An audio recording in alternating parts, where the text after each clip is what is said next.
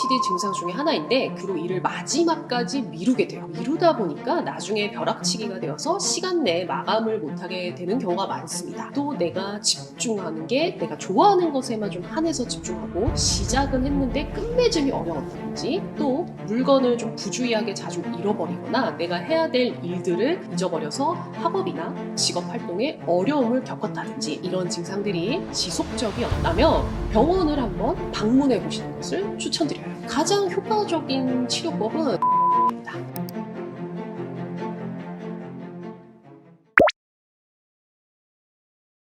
간단하게 말씀드리면 바로 충동성과 집중력의 문제일 수 있습니다. 충동 조절이 어려운 것도 ADHD 증상 중에 하나인데 그것 때문에 주로 일을 마지막까지 미루게 돼요. 특히 하기 싫은 것들, 지루한 것들은 지금 당장 하기 싫은 마음, 그걸 이기지 못하고 충동적으로 미루다 보니까 나중에 벼락치기가 되어서 시간 내에 마감을 못하게 되는 경우가 많습니다. 그리고 두 번째는 주의력 부족 때문이기도 한데요. 특히 선택적 집중력이라고 하는 건 필요한 거를 선택적으로 집중을 하는 능력인데 이게 부족하면 자꾸 다른 길로 새게 돼요. 예를 들면 데이트를 가려고 빨리 준비를 하고 막 나서야 되는데 갑자기 막 청소할 게 눈에 들어오고 그거 하다가 나가는 시간을 놓치게 되죠. 또 한 가지 주의력 중에서 주의력 전환이 부족한 경우도 시간 관리가 잘 되지 않습니다. 이건 뭐냐면 쉽게 말해서 과몰입을 하는 거예요. 흔히 이제 ADHD 분들이 집중을 아예 못한다라고 오해하시는데 절대 그렇지가 않습니다. 내가 좋아하는 것은 남들보다 훨씬 더 과도하게 집중하는 과몰입을 하는 게 특징인데 지금 빨리 하던 걸 마무리를 하고 끝내야 되는데 끊지 못하고 계속 파고파고 들다 보니까 어느새 시간이 훌쩍 지나가 있게 됩니다. ADHD는 크게 이제 두 가지를 생각하시면 좋을 것 같아요. 바로 실행 기능과 조절 기능 부족하다는 건데 실행 기능은 이제 어떤 목표를 이루기 위해서 적절한 계획을 세우고 이걸 실행해 나가는 기능이고요. 조절 기능은 감정을 조절하거나 행동을 조절하는 능력이죠. 이제 같은 ADHD를 진단받은 분들도 어떤 기능이 더 부족하냐에 따라 사실 증상이 조금씩 다릅니다. 조절 능력이 부족한 분들이 바로 이런 분노나 감정, 충동 조절이 어려울 수 있는데 이제 좀 특징적인 건요. 그렇다고 아무 때나 화를 내는 게 아니라 대부분 화를 낼 만한 상황은 맞아요. 그런데 그 화의 정도가 너무 갑자기 커진다든지 이런 거고요. 분노 조절 장애 이런 것과는 좀 다릅니다. 예를 들어 보면 이제 먼저 다짜고짜 너 뭐야 이렇게 시비 거는 게 아니라 자신에게 무례하게 대하는 사람을 순간적으로 참지 못하고 큰 싸움으로 번지게 된다든지 아니면 그냥 가만히 좀 보고 참고 있어도 좋을 텐데 막 정의의 사도처럼 불의를 보며 참지 못하고 그렇게 하면 안 되지 이렇게 꼭 좀 나서게 된다든지 이런 경우가 많고요. 또 다른 충동 조절이 안 되는 대표적인 예가 돈 관리예요. 그러니까는 큰 거를 사는 것도 될 수 있겠지만 대체로 좀 소소하지만 쓸데없는 거를 자꾸 산다든지 아니면은 좀 한 방을 노리고 갑자기 큰 돈을 투자해서 잃는다든지 그런 경우들이 종종 있습니다. 물론 정확한 진단은 반드시 전문가의 진료가 필요하지만 간단하게 좀 말씀드리면 가장 중요한 건 바로 증상이 시작된 시점이 중요할 것 같아요.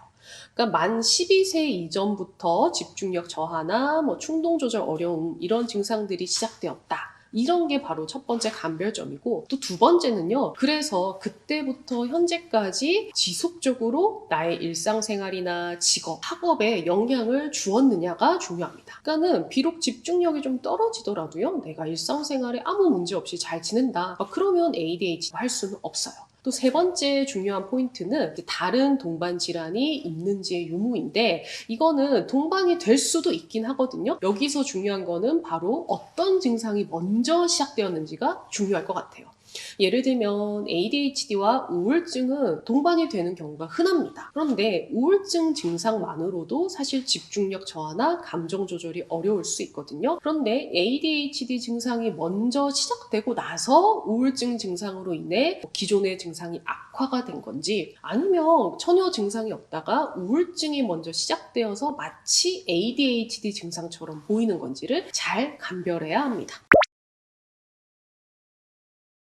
사실 요즘 뭔가 ADHD가 온라인상으로 알려지면서 이걸 너무 쉽게 판단 내리는 분들이 있는 것 같아요. 하지만 굉장히 복잡하고 정교하고 신중하게 진단을 내려야 하는 정신과적 질환입니다. 그래서 단호히 말씀드리건대 병원에 방문하지 않고 섣불리 진단을 내릴 수는 없습니다. 다만 12세 이전부터 뭔가 잡생각이 너무 많다든지 상상이나 공상을 내가 감당하기 힘들 정도로 계속 한다든지 또 내가 집중하는 게 내가 좋아하는 것에만 좀 한해서 집중하고 그렇지 않은 거에는 전혀 집중을 잘 못한다든지 항상 시작은 했는데 끝맺음이 어려웠다든지 아니면 자꾸만 해야 할 일들을 미루거나 시간 내에 완수를 하지 못했다든지 또 물건을 좀 부주의하게 자주 잃어버리거나 내가 해야 될 일들을 잊어버려서 학업이나 직업 활동에 어려움을 겪었다든지 또 이런 증상들이 일시적인 게 아니라 지속적이었다면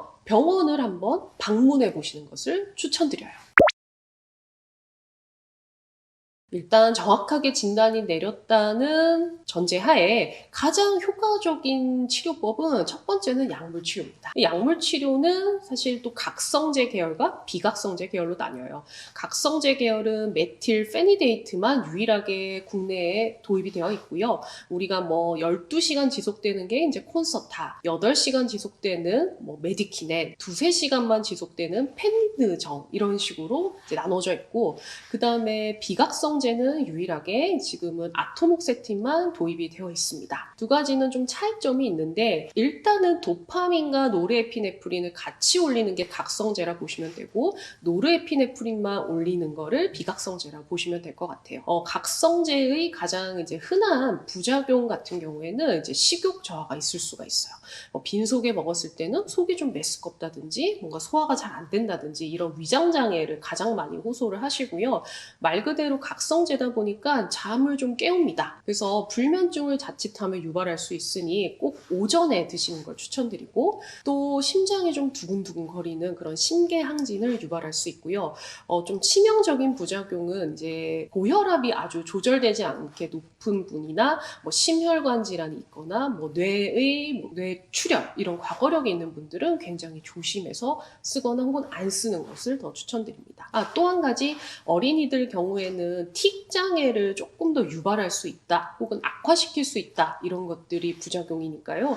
만약에 그렇다면은 우리 이제 비각성제를 쓰는 방법들이 있는데 비각성제는 이제 상대적으로 그런 틱, 그러니까 도파민을 올리지 않으니까 운동과 관련된 그런 부작용은 좀 없는 것으로 알려져 있지만 이것도 노르에피네프린을 올리기 때문에 심장 박동을 빠르게 한다든지 그러한 심계항진의 부작용은 있을 수가 있습니다. 또 한 가지 비약물적인 치료가 있는데 이게 바로 이제 인지치료라고 하는 거예요. 쉽게 말하면 우리가 운동을 해야 할 때 그전에는 아예 이 근육을 쓸 수가 없었어. 근데 약물 치료를 하면서 얘가 이제 움직여져. 근데 아직은 좀 미약해. 왜냐하면 내가 써본 적이 없으니까. 이거를 강하게 하려면 훈련을 해야겠죠. 그게 바로 인지치료예요. 그래서 정해진 프로그램에 따라서 내가 필요한 것들을 반복해서 훈련하는 연습을 한다라고 보시면 되고 약물 치료와 병행해서 했을 때 훨씬 더 효과적입니다. 또 한 가지는 또 인지 행동 치료가 있는데 이건 뭐냐면 우리가 이제 뭐 시간 관리라든지 기억력이라든지 일상생활에서 내가 불편함들이 있잖아요. 특히나 뭐 계획을 세우는 게 어렵다.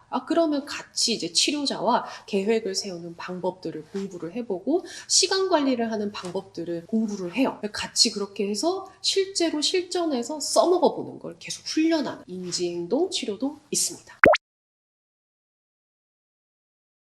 이게 좀 애매한 표현이긴 한데요. 이제 일단 ADHD 분들이 도파민과 노르에피네프린 이 두 가지가 결핍이 되어 있다라고 알려져 있거든요. 이 두 가지 다 우리 각성, 그러니까 잠을 깨우는데 좀 관련성이 있어요. 그래서 보통 각성이 좀 느리게 되는 게 아예 안 되는 건 아니고요. 느리게 되는 게 ADHD라서 밤이 되면 우리가 풀로 각성이 돼서 막 말똥말똥 하거든요. 밤에는 막 자기가 아까워. 근데 오전에는 잠을 깨우는데 오래 걸려서 그래서 오전 내내 좀 멍하거나 찌뿌둥한 경우가 많고요. 근데 이게 너무 심해서 갑자기 잠이 뭐 불쑥불쑥 든다든지 이거는 ADHD가 아니라 기면증이라고 하는 또 다른 질환일 수도 있다는 거를 알고 계시면 좋겠어요. 자, 여러분 어떠세요? ADHD에 대한 궁금증 좀 풀리셨나요? 혹시라도 더 궁금하신 게 있다면 댓글로 남겨주셔도 좋을 것 같아요. 지금까지 정신건강의학과 전문의 박서희였습니다. 감사합니다.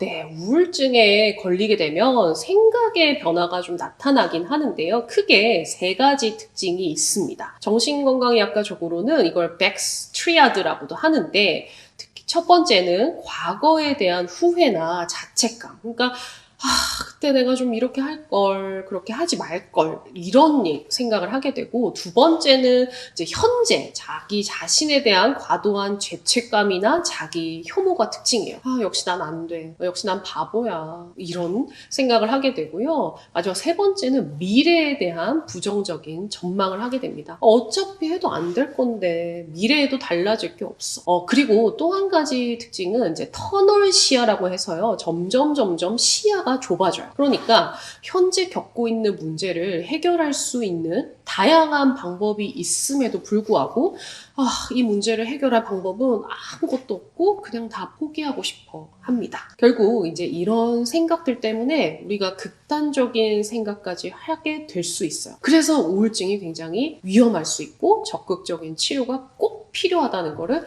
말씀드리고 싶어요. 그러니까는 난 어차피 과거에도 못했고 지금도 형편없고 미래에도 가망이 없어. 그냥 이대로라면 나는 죽는 게 낫겠어 라고 하는 아주 위험한 생각까지 하게 될 수 있습니다. 생활 패턴은 어떠냐? 점점 더 고립되는 생활을 하게 돼요. 그러니까 그전에는 되게 재밌었던 것도요.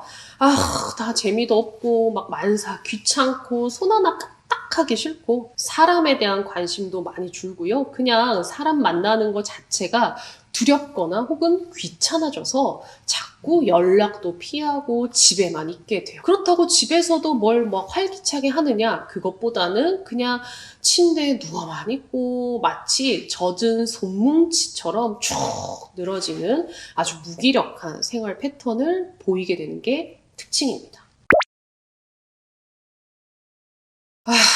이런 식의 한숨을 많이 쉬는 것 같아요. 그러니까 답답하고 지치니까 그냥 이런 한숨이 저절로 나오게 되고 또 자책을 많이 하시다 보니까 네, 뭐 제가 그렇죠 뭐. 그래, 내가 그렇지 뭐. 이런 좀 자포자기하는 말투를 많이 쓰시게 됩니다. 또 아무래도 톤이 다운이 되고 말에 힘이 없고 좀 축 처질 수가 있어요. 표정 변화도 실제로 세로토닌이 부족하기 때문에 우리 세로토닌이 근육의 텐션을 높여주는 역할을 하거든요. 근데 이게 부족하니까 표정도 축 처지고 점점 무표정해집니다. 또 에너지가 마치 방전되어서 고갈된 모습을 상상하시면 될 것 같아요. 또 한 가지 특징은 잘 모르겠어요 라는 말을 많이 하시는데 이건 우울증의 증상 중에 우리 우유부단해진다. 그러니까 결정을 내리기가 어렵고 갈등이나 고민이 많아지고 불안이 높아지거든요. 그러니까 자기 자신에 대한 자신감이 부족하게 되니까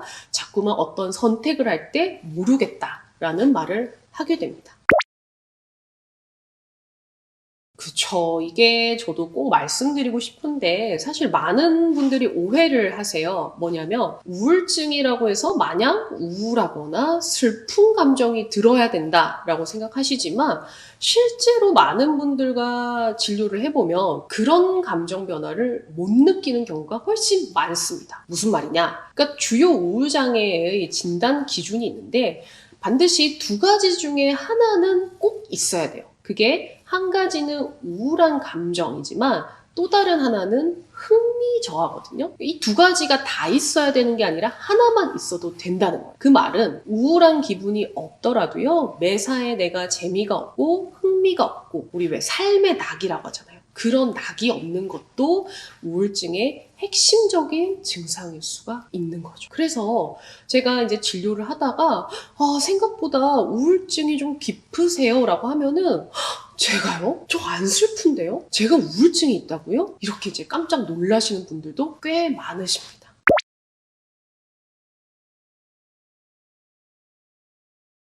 네, 이것도 사실 뭐 사람마다 다 조금씩은 다르지만 대체로 이 4단계의 순서로 좋아진다라고 알려져 있는데요. 첫 번째 단계는 이제 제대로 치료가 시작되고 나서 한 1주에서 2주 차쯤 됐을 텐데, 먼저 뭐 잠을 못 잤다거나, 그러니까 불면이나 아니면 너무 자도 피곤해, 이런 과수면 같은 수면 증상이 먼저 좀 좋아져요. 그리고 식욕이 떨어졌거나 혹은 폭식을 하는 이런 식욕 조절이 안 되는 것, 그 다음에 여기저기 막 쑤시거나 아프거나 만성 피로와 같은 그런 피로감, 이런 신체 증상이 먼저 좋아지게 됩니다. 그리고 나서 이제 2단계는 보통 2주차에서 4주차라고 하는데, 불안하고 초조했던 그런 마음이 좀 좋아져요. 그리고 이때부터 우리 막 집중력이 회복되기 시작하는데, 우울증이 심하면 기억력도 자꾸 깜빡깜빡하고 자꾸 집중을 잘 못해요. 그런 것들이 줄어들면서 좀 놓쳤던 것들, 잊어버리는 것들이 줄어들게 됩니다. 3단계는 바로 3주차에서 6주차 정도라고 보시면 되는데,